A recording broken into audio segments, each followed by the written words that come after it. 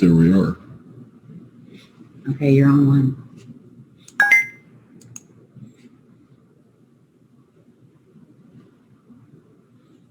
Hi, Jenna. Hi. And hello, everyone.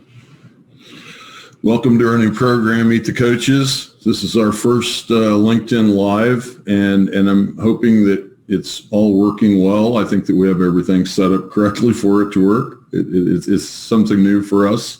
Our programs, Meet the Coaches, this is part of our Point Leader Predictive Analytics Leadership Development Program. I want to give a shout out to the folks at Deloitte, Jeff, Mike, Matthew, Shannon, Chris Avrilla, and the rest of the crew for promoting our leadership development program as a rigorous solution that others should know about, and for bringing it back to the center stage in our product offering here at Point Leader. For several years, we had assessed leaders, over 3,000 of them, given them feedback and coaching with our tools and reports. But over the past few years, we hadn't done it quite as much, and it was good to see that there were those who still appreciated what we were doing in that space and how much need there was for it today in 2020, that good leadership development and diversity and fairness and validity were at the forefront of what people wanted in that area. And as part of our renewed focus on leadership development, we brought forth a new report, new classes in our LMS, and a new leadership certification class for coaches. And I thought that the best way to introduce folks to the leaders would be through our LinkedIn live stream and with webinars and such. And the first person to volunteer to do that is my good friend, Dr. Jenna Pieper, associate professor at University of Nebraska-Lincoln, who I've known for a number of years and worked with, and respected her work. She's a great researcher and help in all that we do.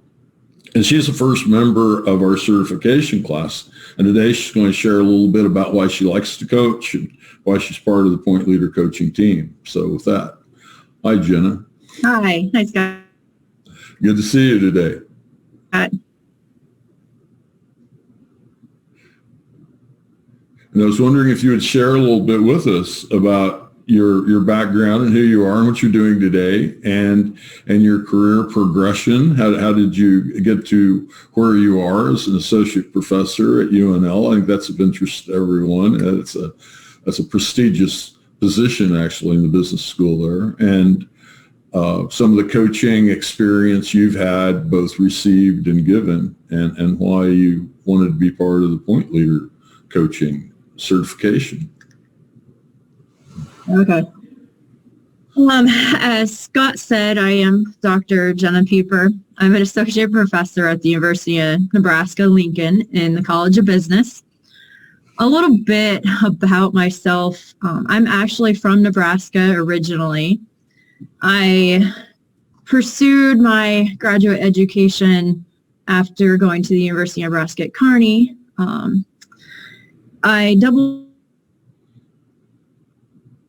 As an undergrad, I actually double majored in business and psychology because I ended up with a passion for both of them. And I was very, very fortunate in my undergraduate career to take an industrial organizational psychology class during my time there that kind of really highlighted a career path that I was passionate about, in the sense I could put that business piece with the psychology piece and put it together. I was also very fortunate during my undergrad tenure at UNK to get a lot of firsthand exposure to the research process. I worked with a lot of faculty there and conducting research. I was exposed to SPSS as probably a sophomore in college and started learning those statistical tools. So again, that actually piqued my interest further into this academic research path that I've pursued over the last, oh my gosh, 15, 20 years almost now. Yes. So after undergrad, I chose to go to the master's program at University of Tulsa in their IO program. So that was a 2-year program. I had the opportunity to actually intern with Dr. Davies here at a consulting and selection firm there in Tulsa. So that's where I met Scott. In addition, he was an adjunct professor during my program too. So I've known him for many, many years now.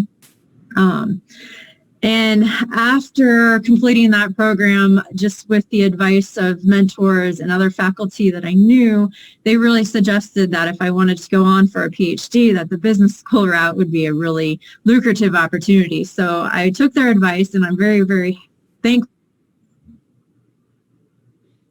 that I did. And I ended up at the University of Wisconsin in Madison and spent 5 years there in their management and human resources doctoral program. Had the opportunity to work at a prestigious university, worked with some great faculty there for 5 years, and that really kind of solidified my career path into being a professor and the tenure track particularly. After that, I spent 1 year at the University of Texas, Dallas, and then the job here in Nebraska opened up, and I had to jump on it because families here, being able to raise my children close to their grandparents and all that was very critical for me. So I was very blessed to be able to come back to UNL, and I'm in my 8th or 9th year. I can't even remember. I got tenure a few years ago, and now I'm associate professor. I've, for the last 5-6 years, been teaching mainly in our online MBA program. So I have an exposure to a lot of professionals with various backgrounds, all the way from military to working on oil rigs to neurosurgeons. So that's been very, very fun and a great learning experience for myself as well. Yes. As for my research, a variety of topics. I kind of tend to research things that I'm passionate about and that I enjoy and that I'm interested in. So I've got a stream of research on employee referrals. I've got compensation papers, and then I've got a stream of research on workplace diversity. So we have some meta-analyses both on gender and racial discrimination in the workplace and the consequences and outcomes of that. So right now I'm kind of working actually kind of in a new area with some colleagues on the role of human capital in startups and how once companies go IPO, how they treat their human capital from the very beginning matters down the road. So we're carving out a few studies on that. And then I'm also working on a couple of papers around multiple job holding. So individuals that might have a full-time job, but they're an Uber driver at night. So kind of getting into that space as well. Very good. As for my experiences with coaching, here in the College of Business at UNL, we have a very active Gallup Strengths Institute, where our students actually go through the process of understanding and learning about their strengths based on the Gallup framework. So I've been exposed to that method of coaching, to that style, to that framework. I don't actually coach students in this role, but as a faculty member, it is helpful knowing what their strengths are so that I can help them succeed in the classroom. I've also gone through their certification as well in terms of being a Gallup certified strengths coach. So I have that. Otherwise, my own coaching experience from a personal standpoint, I have worked with an academic coach actually, which a lot of my colleagues, a lot of them were surprised when I told them that I had actually worked with an academic coach, just kind of helping carve out better time management issues, carving out how to manage the tenure process. That was huge for me when I was going through that, the stress of going through tenure and all that. A lot of my colleagues can relate, and just managing my life too. So a lot of my other experiences with coaching are more on the personal side, not so much leadership development or career related, but things like fitness related. And then I've had a lot of I wouldn't call them formal coaches, but mentors, professionals that have actually helped me work through a lot of life events too. And that's been very, very meaningful to me. What other questions did you have, Scott? Well, what do you think about the matching part of our coaching? I know one thing that as a team we've all agreed to, I mean, that you certainly have helped us think through some of this, is that coaches need to be matched to leaders, right? And not just leaders, but I think that our personal experiences with coaching might even be more informative to us for understanding this part than our leadership coaches, right? Because leadership coaches often tend to be just whoever that person is that's supposed to know what they're doing. And we've worked hard to have a diverse group of coaches, diversity both in gender and experience and race, color, religion, so that we can provide a more diverse experience to the leaders that we're coaching. And I don't know if you wouldn't mind mentioning that a little bit, because I know you've had coaches in sports. You're an athlete. You've done a lot of things in your life, and how important has that been?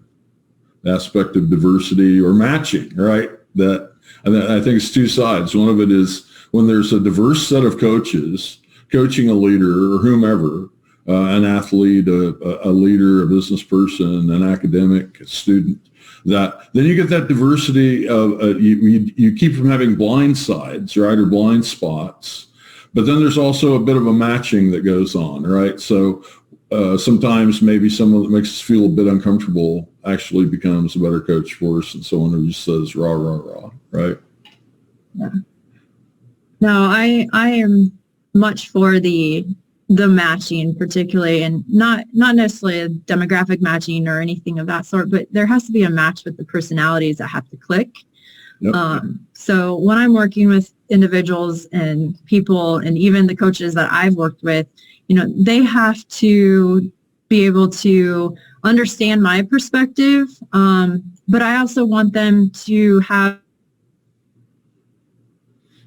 diverse experiences and a background to offer unique insights that can help me that I wouldn't have ever thought about. And I think that's the real benefit of having a diverse set of coaches, because even with our group, if I'm working with a client or a leader and I feel that I need some, as a coach, need some advice on a particular issue, I can go to somebody else that has experience with that or a different perspective that can help me then coach that leader too. So I think from the coaching perspective of just having a diverse set, we can use each other as resources as well. But when it comes to matching for the coaching relationship, I think it has to be about a good relationship that can be built over time, one that you can trust your coach. The leader feels that you're credible and they want to work with you. They're willing and open to converse, and that trust is critical to that.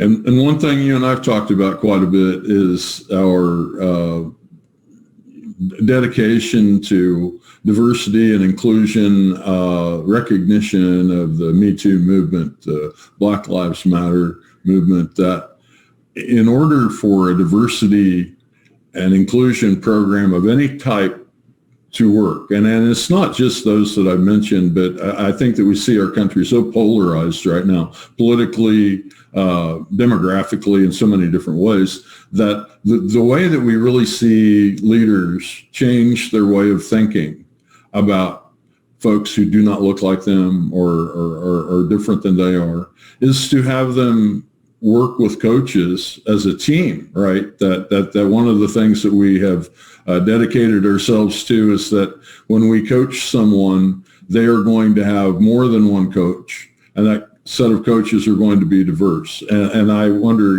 if you, I know that you feel strongly about that as I do, and I don't know if you want to share a little bit about our approach to that and what you think about it and how it's drawn you to what we're doing. I know you feel that same mission and passion about it that I do.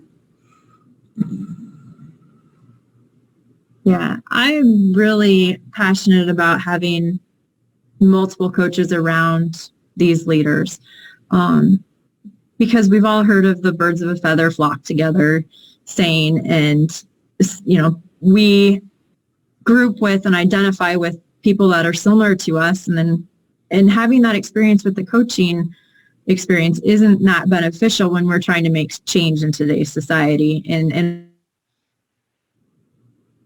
our workplaces. And inclusion is a big topic, as you mentioned, Scott. So being able to draw on our diverse coaches and their backgrounds to really help a leader carve out the direction and the skills and the strengths that they need and that they have to make change in their organization is gonna be critical. So it's not necessarily about putting diverse individuals in jobs, but you have to be able to develop them once they're in the job, and build them up and build a team around them too, so that they can be successful. It's not about putting a Black person in a manager job and thinking they'll be successful. You've got to build them, you've got to develop them. And it all starts from the top with the leaders themselves of identifying the opportunities there.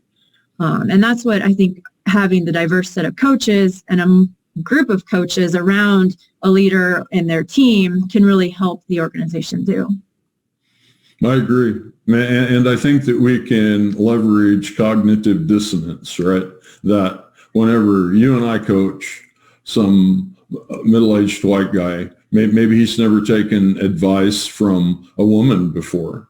And once he has, and is being coached by someone who he realizes, oh, this Dr. Pieper, she's smart, she has great ideas, and I'm listening to them, then they're going to suffer from cognitive dissonance unless they decide that's okay, right? That I should listen to women more often in the workplace, that I shouldn't just listen to men. And I think that it really has a big impact, from a cognitive behavioral standpoint, that if we can, from a metacognitive perspective, if we can change someone's thoughts about how they think about their behaviors, and once we've gotten them to accept coaching from a woman or a person of color or whomever that doesn't look like them, then they're going to be more likely to accept others different than they are. And I think that it's going to take a lot of that in order to really change. I think a lot of organizations are much more backwards in that regard than we would hope, And maybe sometimes I think that our Midwestern background sets us up kind of well for this, because when you grow up on a farm, and you grew up in Nebraska and I grew up in Kansas, you don't get to choose who your neighbors are. You don't get to choose who you go to school with. You go to school and you're friends with whoever is there. And the kids of color, the Native Americans, the Hispanic, Black kids, whomever, that you had to rely upon them, or you just weren't going to get along. You're out there kind of off by yourselves, and you have to help one another. And it's pretty interesting that it's less polarized there, where you'd almost expect that we would be, these white agrarians that didn't care about anyone else, but it couldn't be further from the truth, in my opinion. What do you think about that? Oh, I completely agree. My high school class, we had 28 and a mixture of Hispanics and whites. And we, like you said, we were not able to choose who our neighbors were, who we grew up with. Yes. And a lot of it too, I think that people in Midwest are very humble and just pure at heart as well. But for the most part, yeah. Perhaps we can help some of the division on the coasts, because it seems so polarized right now. But that's what we're trying to do. And we have people from New York, we have people from California, San Francisco, San Antonio. We really strive to have a very diverse coaching group, and I think that we have. So what do you think about the point leader assessments and report, if I might? I'd like to get your input on that, because you've decided that you're going to be part of our organization and help us with coaching. And I think that part of that has to do with the rigor of what we've built. But I'd like to hear what you think. I actually love the tools. Being a researcher, I know the importance of reliability. I know the importance of validity. And just taking the assessments myself and then also learning more about them through you and through the test manual and so forth. I just feel that I'm just attracted to the pure simplicity of the assessments, but yet the brilliance behind how you have crafted these assessments and put them together, Scott, that just, it floors me because I'm excited to actually start using them and using them with leaders, and then also working with you this spring during my sabbatical too. So I'm really energized to jump at this opportunity, and the reports just make sense. They're not full of all this jumbled up horoscope-like stuff that you see in a lot of other assessments or personality assessments in particular. So I just feel they're very truthful for individuals to see. And the other thing is, as we've talked about in other conversations, Scott, just the fact that we can eliminate the bias that goes on with these assessments is critical. And that's another piece that when I'm teaching a selection course in my HR classes, we talk about, how do you reduce bias in selection and all that. So it becomes very, very critical.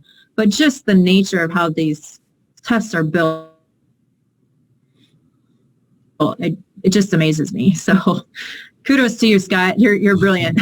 Well, it went back to all the work I've done with so many people just like you. And we found, I believe, that the simpler the better, right? That you had to get the language down to a level that everyone understands in order to make it fair to everyone. You can't use $5 words when a nickel word will work, because there's going to be a lot of people that don't understand that word that is only understood by graduate students. It has to be a language that everyone understands, and it elicits, the thing of it is it elicits a cognitive response that has to be reasonable and rational in order for us to get enough information to do anything with us. And our goal all along is, elegance, simplicity, and that drives the reliability and the validity. And I believe it definitely drives the honesty and the accuracy of the reports. I've yet to have a leader say, no, that doesn't look like me. I've had leaders get, their feathers ruffled a bit and say, well, how do you know that? Right? Well, because you said, you told us, and I think people find it difficult to lie about simple things that they understand when you ask them. And sometimes they, usually the feedback is, yep, that's who I am. And I think our focus assessment has really been a huge breakthrough in finding out not only who the person is, but what do they focus on in the job, right? And that's just been huge. And it's something that people seem to have missed along the way is, if there's interest inventories and things like that, and performance ratings and all of these things that we've toyed with as psychologists over the years. But it always surprises me that we seem to be some of the only ones in the industry that are actually asking people, but what do you focus on in the job? Where do you put your efforts? And it is so revealing. Someone can have really high potential, but they're using it all wrong, right? And they're trying to be successful, and really all they need to know is, here's where you have your strengths. Here's where that will get you. Behave that way, right? Just act like that's your strength. Focus on that, and you will do so much better. And maybe you're not in the right job. Maybe this is, and I think some of that honesty that we provide is what makes our solution maybe better than some of the others, is that we don't go into it trying to make the leaders all feel good about themselves, because that's not our purpose. And we don't have to, because we know